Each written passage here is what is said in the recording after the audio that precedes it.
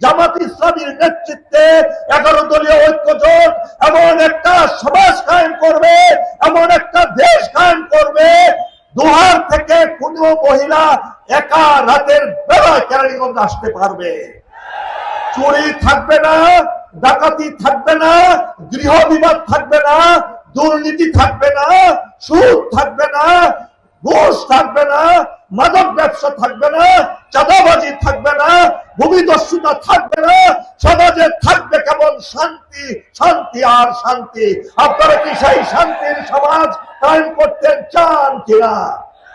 যদি এই ভুল আরেকবার করেন, বিশ্বাস করুন আল্লাহ রাব্বুল আলামিন বারবার সুযোগ দেন না। আমাদের সামনে পথ দুটো, একটি সত্যের পথ আর একটি মিথ্যার পথ। সত্যের পথ হলো আল্লাহ রাব্বুল আলামিনের পথ, আর মিথ্যার পথ হলো শয়তানের পথ। আপনারা কোন পথ বেছে নেবেন সেটা আপনাদের উপর দায়িত্ব মহান আল্লাহ রাব্বুল আলামিন দিয়েছেন। আশা করি আপনারা 11 দলীয় ঐক্য জোটকে নির্বাচিত করে, মেজরিটি আসনে নির্বাচিত করে সেই সুখ, শান্তি, সমৃদ্ধি এবং ইনসাফের বাংলাদেশ কায়েম করার সুযোগ করে দিবেন।